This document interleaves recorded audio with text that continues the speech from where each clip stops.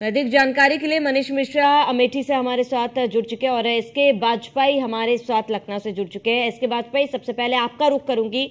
जिस तरीके की तस्वीरें अब साफ हुई है, क्योंकि अमेठी और रायबरेली पर तमाम लोगों की नजर थी कि कांग्रेस यहां पर किसको उतारती है, क्योंकि सोनिया गांधी ने रायबरेली से चुनाव लड़ने से मना कर दिया था। ऐसे में अब दोनों ही सीटों पर चुनाव कितना रोचक होने वाला है?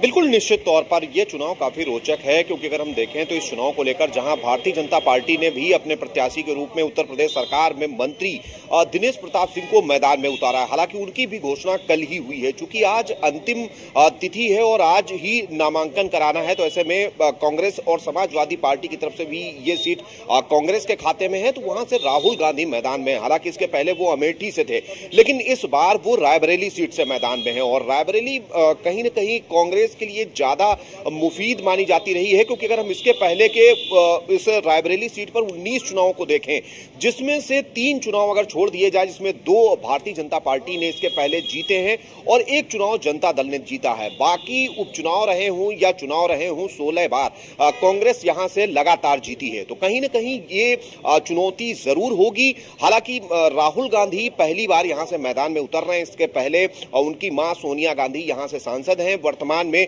वो सांसद है, चूंकि अभी वो राज्यसभा जा चुकी हैं, तो ऐसे में ये सीट खाली हुई थी और लंबे वक्त से कयास लगाए जा रहे थे कि आखिर राहुल गांधी या फिर प्रियंका गांधी कहां से मैदान में उतरेंगे। और बहुत कार्यकर्ताओं की तरफ से भी मांग हो रही थी कि गांधी परिवार का कोई व्यक्ति कांग्रेस से रायबरेली से मैदान में आए। हालांकि कल देर शाम घोषणा हुई, लेकिन अब दोनों पार्टियों की तरफ से घोषणा हो चुकी है। अगर हम समाजवादी पार्टी या बीएसपी की बात करें, तो अभी तक इस सीट पर इन दोनों पार्टियों का खाता नहीं खुला है। और पिछले अगर हम 2 चुनाव को देखें, चाहे वो 2014 का चुनाव रहा हो या फिर 2019, दोनों चुनावों में समाजवादी पार्टी ने अपना प्रत्याशी ही इस सीट पर नहीं उतारा है। तो ऐसे में कहीं न कहीं जो लड़ाई है वो सीधे तौर पर कांग्रेस और भारतीय जनता पार्टी के बीच में है। और भारतीय जनता पार्टी कहीं न कहीं इस बार उत्तर प्रदेश सरकार के मंत्री दिनेश प्रताप सिंह को मैदान में उतारकर राहुल गांधी को चुनौती दे रही है। हालांकि अब देखना यह है कि क्या कुछ परिणाम रहते हैं, क्योंकि जब 4 जून को नतीजे आएंगे तो कहीं न कहीं ये सारी तस्वीरें साफ होंगी कि आखिर जनता ने किसका साथ दिया है। लेकिन एक चीज बिल्कुल साफ है कि दोनों दलों की तरफ से आज अपना नामांकन दाखिल किया जा रहा है। जहां एक तरफ राहुल गांधी अपना नामांकन अब से थोड़ी देर बाद दाखिल करने जा रहे हैं, जहां उनकी मां सोनिया गांधी, बहन प्रियंका गांधी, उसके अलावा कांग्रेस अध्यक्ष मल्लिकार्जुन खड़गे इस नामांकन सभा में शामिल हो रहे हैं। वहीं अगर हम भारतीय जनता पार्टी की बात करें तो दिनेश प्रताप सिंह भी नामांकन के लिए निकल चुके हैं और अब से थोड़ी देर बाद वो रोड शो के जरिए कलेक्ट्रेट पहुंचेंगे, जहां पर वो अपना नामांकन दाखिल करेंगे। तो लगातार कहीं न कहीं भारतीय जनता पार्टी की तरफ से दिनेश प्रताप लगातार मांग कर रहे थे कि उनको यहां से उम्मीदवार बनाया जाए। हालांकि भारतीय जनता पार्टी ने कल देर शाम उनके नाम की घोषणा कर दी। क्योंकि मुझे रायबरेली भैया के नामांकन के लिए जाना है। आप सबको मालूम है कि किशोरी जी यहां से चुनाव लड़ेंगे। आप इनको मेरे ख्याल से आप शायद 35 या 40 सालों से जानते हैं। अमेठी की गली गली जानते हैं, गांव गांव जानते हैं, हर कार्यकर्ता को जानते हैं, पहचानते हैं और यहाँ की जो समस्याएं हैं, यहाँ की जो मुश्किलें हैं, उनको अच्छी तरह से जानते हैं। इन्होंने लगातार 40 सालों के लिए आपकी सेवा की है। मैंने खुद आंखों से देखा, मैं खुद यहाँ पे आपके साथ मैंने खुद काम किया और इस चुनाव में भी मैं इनके साथ कंधे से कंधा लगाकर चुनाव लड़वाएंगे। और आपसे ये उम्मीद रखती हूँ, मैं आपसे ये उम्मीद रखती हूँ कि आप भी हमारे साथ कंधे से कंधा लगाकर इस चुनाव को लड़वाएंगे और किशोरी जी को जिताएंगे। हम अमेठी में एक बार फिर सच्चाई की राजनीति और सेवा की राजनीति वापस लाना चाहते हैं। मैं आज 3 तारीख है, 6 तारीख को मैं वापस रायबरेली आऊंगी। क्या है? 6 तारीख को मैं वापस रायबरेली आऊंगी और तब से चुनाव के अंत तक आपके साथ और राहुल जी के लिए ये चुनाव लड़ेंगे। ये लोग चुनाव को धनबल पे लड़ते हैं, हम जनता के बल पर लड़ेंगे। हम ये चुनाव आपके लिए लड़ेंगे ताकि आपका विकास हो, ताकि आप आगे भुगी जी कैसे बहुत इतने पहचान कैसे है भैया, बहुत अच्छे पहचाने हुए चेहरे, पुराने चेहरे भी हैं, नए भी हैं, नवयुवक भी हैं, बहुत कैसे हो, सही ठीक है। तो अब ये मौका आ गया है कि हम सब इस पूरे देश में एक संदेश दें कि हम सेवा की राजनीति वापस चाहते हैं। हम एक ऐसी राजनीति वापस यहाँ से शुरू करेंगे जो सच्चाई की हो, जो आपके लिए हो, जो आपको आगे बढ़ाए। ये आपका चुनाव है, आप लड़ेंगे, आप जिताएंगे। जय हिंद।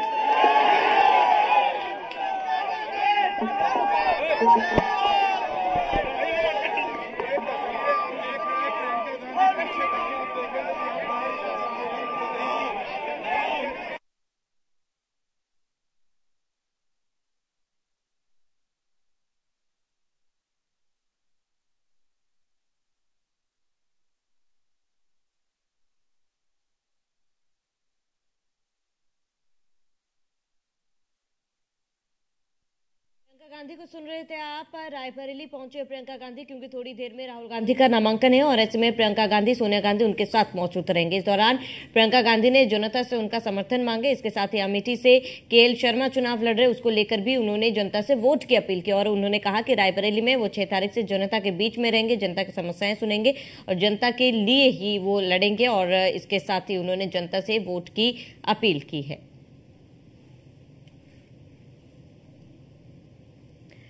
हमारे संवाददाता लगातार हमारे साथ जुड़े हुए हैं। एसके वाजपेयी रायबरेली से हमारे साथ जुड़े हुए हैं, मनीष अमेठी से हमारे साथ जुड़े हैं। मनीष, आपका रुख करूंगी, अमेठी की बात करें क्योंकि एक लंबे अरसे के बाद गांधी परिवार से कोई चुनाव नहीं लड़ रहा अमेठी से और केएल शर्मा, हालांकि गांधी परिवार से वो करीबी तो है ही, लेकिन अमेठी में क्या लगता है कि किसके लिए एक कड़ी फाइट हो सकती है? क्या एक कड़ी टक्कर जो है वो कांग्रेस बीजेपी को दे सकती है इस बार? निश्चित तौर से बता दूं, केएल शर्मा का भी 40 साल से गांधी परिवार के साथ हैं, सोनिया गांधी के निजी सचिव के रूप में थे और लगातार वो अमेठी और रायबरेली का जो कार्यभार है वो देखते रहते थे। पर जिस तरीके से अगर आप बात करेंगे अमेठी में, जिस तरीके से कल रात की जो तस्वीरें थी उसमें देखा गया था, जो बैनर पोस्टर लगाए जाए थे उसमें राहुल गांधी के पोस्टर्स लगाए जाए थे। पूरी तैयारी थी कि राहुल गांधी एक बार फिर से अमेठी के रूप करेंगे, तो मायूसी जरूर है, मायूसी अगर आपको जरूर देखने मिलेगी। हालांकि प्रियंका गांधी ने एक जोश भरने का काम किया है अपने कार्यकर्ताओं के बीच में। अमेठी में अभी वो केएल शर्मा के साथ थी और उनके रोड शो का जो जुलूस निकला था और नामांकन का, उसमें उन्होंने अपील जरूर की है कि जो यहाँ के लोग हैं वो एक बार सच का साथ दें और सच के साथ के लिए उनके साथ काम करते हुए नजर आए। देखना होगा कितनी अपील काम करती है। हालांकि अगर गांधी परिवार से प्रियंका या राहुल में से कोई होते तो निश्चित तौर से ये फाइट ज्यादा दिलचस्प होती। केएल शर्मा के लिए कहना कि कार्यकर्ताओं के बीच में क्या वो उतना ज्यादा इन्फ्लुएंस कर पाएंगे, अपने आप को इतना ज्यादा इन्फ्लुएंस को कर पाएंगे, जनता को कर पाएंगे, या फिर जो कह सकते हैं और गांधी परिवार का या प्रियंका का या राहुल का रहता वो केएल शर्मा दे पाएंगे? मुझे नहीं लगता कि इतना ज्यादा वो और दे पाएंगे स्मृति ईरानी के पास से। क्या वोट अपील कर पाएंगे प्रियंका? क्योंकि प्रियंका ने खुद कहा कि 6 तारीख से वो कैंप करेंगी, रायबरेली अमेठी दोनों कैंप करेंगे जब तक चुनाव नहीं होगा, राहुल गांधी के लिए भी और केएल शर्मा के लिए भी। देखना होगा क्या राहुल गांधी के लिए जितना अग्रेसिवली वो करती है उतना केएल शर्मा के लिए दे पाएंगे, उतना समय आप दे पाएंगे, नहीं दे पाएंगे। ये बहुत ज्यादा इम्पैक्ट होगा क्योंकि राहुल गांधी खुद रायबरेली में रहेंगे, अमेठी में शायद ही वो प्रचार कर पाए, प्रसार कर पाए। और पिछले कई दिनों से 2022 के बाद से गांधी परिवार का कोई यहाँ पे आया भी नहीं था प्रचार करने के लिए। और लगातार स्मृति ईरानी बात करें, यहाँ से सांसद है, मौजूद सांसद और कैंप भी करती रही है लगातार स्मृति ईरानी। तो निश्चित तौर से एक फाइट कांग्रेस के लिए टफ जरूर आपको यहाँ से लगेगी, टफ यहाँ पे रहेगी। केएल शर्मा के लिए टफ मुकाबला रहेगा स्मृति ईरानी को चुनौती देना कि उनके प्रेजेंस में और केएल शर्मा के प्रेजेंस में बहुत ज्यादा अंतर है। हालांकि एक्सपीरियंस को आप देखेंगे कि अमेठी और रायबरेली से जुड़ाव की बात करेंगे तो 40 साल का जरूर बताया जाता है कि उनका 40 साल से वो में जुड़े हुए हैं। पर एक होता है कि आप किस पर गांधी परिवार से का शख्स होना, राहुल, प्रियंका या रॉबर्ट वार्नर ने भी अपनी अपील की थी कि अगर उनको वहां से जनता बुलाएगी तो जाएंगे। अगर वो भी होते तो शायद आपको थोड़ा सा दिलचस्प और होता है चुनाव। पर एक तरीके से अगर आप देखेंगे कि चुनाव है, कुछ भी कह सकते हैं, जनता का मूड हो सकता है, कुछ भी कह सकते हैं। कई सालों से अमेठी ये गढ़ रहा था कांग्रेस का, 2019 में वो में छूट गया और स्मृति ईरानी यहाँ से सांसद बनी थी, तो आप चुनाव कह नहीं सकते। पर जैसा चुनाव अगर राहुल या प्रियंका में से कोई अमेठी में होता वर्सेस स्मृति ईरानी होता, वैसा आपको देखने को केएल शर्मा वर्सेस स्मृति ईरानी शायद ना देखने को मिले। रायबरेली का जरूर आपको एक मुकाबला दिलचस्प मिलेगा। दिनेश प्रताप सिंह दोबारा चुनाव लड़ते नजर आ रहे हैं, वहां पे राहुल गांधी के लिए जरूर एक फाइट जरूर आपको देखने मिलेगी। पर अगर आप बात करेंगे अमेठी की, तो वो औरे के साथ वो फाइट आपको देखने मिलेगी। कांग्रेस का गढ़ है, क्या कांग्रेस के जो लोग थे, जो यहाँ के सपोर्टर हैं या फिर जो यहाँ की जनता है, वो गांधी परिवार के अलावा किसी को एक्सेप्ट करेगी? ये एक बड़ी चुनौती रहेगी केएल शर्मा के लिए। जी बिल्कुल। अगर लोकप्रियता की बात करें मनीष, तो लोकप्रियता किसकी ज्यादा, स्मृति ईरानी की ज्यादा है या फिर केएल शर्मा की ज्यादा है? लोकप्रियता को लेकर कौन किस पर भारी पड़ रहा है? देखिए, लोकप्रियता की बात करेंगे तो स्मृति ईरानी निश्चित तौर से आपको जरूर उनका एक फेम भी है, एक स्टारडम भी है उनका, और एक मंत्री के तौर पे भी है। यहाँ से जीत के उनको मंत्री बनाया गया था। वो लगातार यहाँ पे कैंप भी करती थी, लोगों के साथ मिलती भी थी, और नामांकन के एक दिन पहले भी हमने देखा था जिस तरह से वो बाइक पे, स्कूटी पे निकली थी, अपने लोगों से प्रचार प्रसार कनेक्ट करने की कोशिश की गई थी। पर कहा जाए कि क्योंकि केएल शर्मा को शायद खुद भी नहीं पता होगा कि वो अमेठी से चुनाव लड़ेंगे, तो उसके पहले इतनी पहले से उन्होंने शुरुआत नहीं की थी।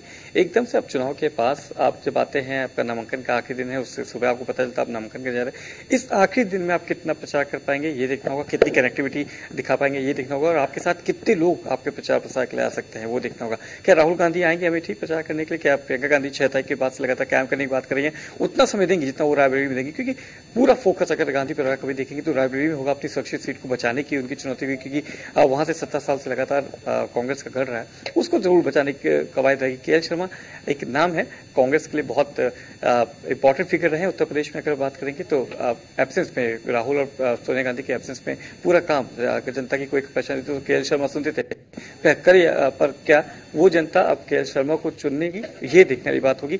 स्टार्टअप की बात करेंगे, फिर अगर बात करेंगे किसका पलड़ा भारी है, तो निश्चित तौर से केएल शर्मा के आने से एक बार कहीं ना कहीं थोड़ी सी राहत मिली होगी स्मृति ईरानी को। स्मृति ईरानी का जो अगर आप करेंगे कि फेम की बात करेंगे, तो निश्चित तौर से आपको स्मृति ईरानी का फेम ज्यादा यहाँ पे भारी पड़ता हुआ नजर आ सकता है। जी, अगर स्ट्रेटेजी की बात करें मनीष, तो क्योंकि राहुल गांधी अमेठी से चुनाव लड़े हैं और जीते भी हैं, लेकिन पिछले चुनाव में उनको हार का सामना करना पड़ा था, और इस बार जिस तरीके से रायबरेली और अमेठी को लेकर कयास बनाए जा रहे थे मनीष, कांग्रेस ने क्या सोच के ये फैसला लिया होगा कि रायबरेली से राहुल गांधी, क्योंकि प्रियंका गांधी का भी नाम चर्चाओं में था, लेकिन प्रियंका गांधी चुनाव नहीं लड़ रही है, और अमेठी से नाम बदलकर रायबरेली में अब चुनाव राहुल गांधी लड़ रहे हैं और केएल शर्मा को उतारा गया। कांग्रेस की क्या स्ट्रेटेजी रही होगी इसके पीछे? देखिए, निश्चित तौर से बहुत ज्यादा समय लिया गया इन दोनों सीटों को लेकर, और शायद प्रियंका गांधी ने चुनाव लड़ने का नामन बनाया हो, इसलिए केएल शर्मा को यहाँ भेजा गया, क्योंकि सबसे इंपॉर्टेंट रहता है कि आपके पास जो सीट है उस सीट को रिटेन करना। जो सीट हार चुके हैं आप, उसको शायद जीतने में आपको बहुत ज्यादा मशक्कत करनी पड़ा, वो टाइम आप शायद ना दे पाए। और रायबरेली क्योंकि आपकी सीट है, आप जीते हुए थे, वहां से आपकी मौजूदा सांसद थी, यहाँ से सोनिया गांधी है, बाकी राज्यसभा जाने बाद वो रिक्त होगी, पर वहां पे आपका ऑरा है, उस सीट को बचाने को, रिटेन करने की जरूरत है। शायद बात की गई होगी प्रियंका गांधी वार्डा से कि वो चुनाव लड़े, पर सक्रिय चुनाव की भूमिका में आने से शायद उन्होंने मना किया होगा, इसलिए केएल शर्मा को यहाँ से मौका दिया गया। और कुल मिला के सबसे बड़ी अगर चुनौती होती है, और चुनौती अगर आपको देखने को मिलेगी, तो सबसे पहले अगर आपके पास अगर आपको चुनना होगा, तो निश्चित तौर से जब कांग्रेस में पूछा गया होगा या फिर प्रियंका राहुल से पूछा गया होगा, प्रियंका ने मना करने के बाद अगर राहुल गांधी सबसे पहले पूछा गया होगा या उनको ऑप्शंस दिए गए होंगे कि आपको सीट बचानी है, जीती हुई सीट को बचाएंगे कि जो आप सीट हार चुके हैं उस पर फिर से आप कोशिश करेंगे, तो निश्चित तौर से सेफ सीट जरूर देखी गई होगी रायबरेली की सीट, क्योंकि अभी भी कांग्रेस के पास है, तो उसको रिटेन करना ज्यादा मुनासिब समझा होगा, हालांकि अमेठी से आने के बाबत। अगर प्रियंका आती तो निश्चित तौर से राहुल एक बार यहाँ से फिर से लड़ाई में आपको दिखते, पर प्रियंका के मना करने के बाद मुझे लगता है कि राहुल ने रायबरेली का रुख किया होगा और केएल शर्मा को एक बार अमेठी भेजने का निर्णय लिया गया होगा। जी बिल्कुल मनीष, क्योंकि देखिए फैसला तो सोच समझ के लिया जाता है, लेकिन इस फैसले में कांग्रेस ने काफी वक्त लगा दिया है, क्योंकि चुनाव में 5वें चरण में चुनाव में बेहद ही कम समय बाकी है, और ऐसे में जितना टाइम बीजेपी ने प्रचार प्रसार के लिए उतना टाइम शायद अभी फिलहाल कांग्रेस के पास नहीं है। निश्चित तौर से स्मृति ईरानी न केवल चुनाव प्रचार के लिए बल्कि पहले से भी यहाँ पर कैंप करती रही है और लगातार अपने संसदीय क्षेत्र में आती थी, संसदीय क्षेत्र में रहती थी, जनता के बीच में रहती थी, कोई फंक्शन होता था वो यहाँ पे आती थी, जो पार्टी के कार्यकर्ता होते थे उनका कोई सुख दुख होता था उसमें आपको जरूर यहाँ पे दिखती थी, लगातार क्षेत्र की जनता के बीच में वो रहती थी। कई मौके आए जब स्मृति ईरानी ने यहाँ का रुख किया और यहाँ पे आती रही है, तो स्मृति ईरानी का कनेक्टिविटी जरूर रही थी। और कांग्रेस से अगर बात करेंगे, राहुल गांधी ने जब 2019 के बाद चुनाव लड़ा तो मुझे नहीं याद है कि राहुल गांधी अमेठी आए हो या फिर अमेठी की जनता से उनका कुछ ऐसा कनेक्शन रहा हो, तो निश्चित तौर से ये जरूर डिस्कशन हुआ होगा कि अगर आपको कोई एक सीट बचानी है रायबरेली या अमेठी में से और जीती हुई सीट है, आपकी परंपरागत सीट है, तो रायबरेली आपको जरूर सेफ सीट बची लगी होगी, उसको रिटेन करना। मैं फिर से कहूंगा किसी चीज को जो आपके पास है उसको बचा के रखना वो थोड़ा आसान होता है, तबकि आपकी हारी सीट को जीतना वो मुश्किल होता है। और इतने कम समय में, जब आपके पास अपने प्रचार के लिए कम समय हो, आपको जनता के बीच में जाना हो तो कम समय। केएल शर्मा क्योंकि यहाँ पे रहे हैं, यहाँ पे लगातार वो रहते हैं, तो निश्चित तौर से उनको कहीं ना कहीं आपको एक जरूर दिखेगा कि आप कैसे उनके साथ कनेक्टिविटी बना सकते हैं, क्या वो कनेक्टिविटी बना रखे थे, क्या उनको पहले से इन्फॉर्मेशन दी गई थी। पर एक्टिविटी आप कहेंगे एक्टिविटीनेस तो यहाँ पे उनकी उतनी ज्यादा रही नहीं है। केएल शर्मा की या गांधी परिवार की किसी की यहाँ पे उतना एक्टिवली पार्टिसिपेट नहीं किया है। अब देखना हो जब आप पूरी बात करते हैं और जब चुनाव के मद्देनजर आ चुके हैं तो क्या केएल शर्मा स्मृति ईरानी की टक्कर में इन कम दिनों में या गांधी परिवार के लोग इन कम दिनों में अमेठी को फिर से जीतने की कांग्रेस की घर में लाएंगे। चुनौती होगी और चुनौती होगी यहाँ की, क्योंकि अमेठी में न केवल अपना घर बनाया बल्कि यहाँ की जनता के बीच में अपने दिलों में भी घर बना रखा है। तो स्मृति ईरानी की एक बड़ी चुनौती है। केएल शर्मा कांग्रेसी हैं, पुराने कांग्रेसी हैं, पर उनके लिए अमेठी बहुत ज्यादा सेफ कहना गलत होगा। जी बिल्कुल मनीष, केएल शर्मा नामांकन आज करेंगे और ऐसे में क्या समय निर्धारित किया गया, कब तक वो नामांकन करेंगे, क्या जानकारी? देखिए उनका जो जुलूस है, वजह जुलूस है, वो अपने जो केंद्रीय कार्यालय है यहाँ पे गौरीगंज का, वहां से निकल चुका है। अब से कुछ देर में कलेक्ट्रेट पहुंचेंगे और चुनाव वो अपना नामांकन करेंगे, क्योंकि उनको समय दिया गया था 11:30 का समय दिया गया था और वो तय समय करेंगे, क्योंकि जो शीर्ष नेतृत्व है, चाहे प्रियंका गांधी भी यहाँ पे मौजूद थी, उनको भी रायबरेली जाना है। 12:30 के आसपास रायबरेली में राहुल गांधी अपना नामांकन करेंगे, तो उस समय जो शीर्ष नेतृत्व है वो वहां जाएगा। इसी से आप कयास लगा सकते हैं कि केएल शर्मा के नामांकन के लिए आपके जो बड़े नेता हैं शायद वो उतने ज्यादा एग्रेसिवली पार्टिसिपेट ना कर पाए, क्योंकि बगल वाली सीट पे राहुल गांधी वहां से चुनाव लड़ रहे हैं, उनका नामांकन भी आज है, तो उनके लिए 11:30 समय है और कुछ देर में वो कलेक्ट्रेट पहुंचेंगे केएल शर्मा और वहां पे नामांकन करेंगे। और 12:30 बजे राहुल गांधी रायबरेली से सोनिया गांधी की सुरक्षित सीट या गांधी परिवार के लिए सुरक्षित सीट पर अपना नामांकन करेंगे। चुनौतियां दोनों जगह होगी और देखना होगा कि केएल शर्मा क्या जो एक एक्स फैक्टर है स्मृति ईरानी के साथ उसको तोड़ पाएंगे, क्या राहुल गांधी की जो हारी सीट थी उसको बता पाएंगे, एक बड़ी चुनौती जरूर रहेगी। ठीक है मनीष, तमाम जानकारी के लिए जुड़ने के लिए आपका बहुत बहुत शुक्रिया। चलिए इसी के साथ इस बुलेटिन में इतना ही। देश प्रदेश की तमाम बड़ी खबरों के लिए बने रहिए न्यूज़ 1 इंडिया के साथ।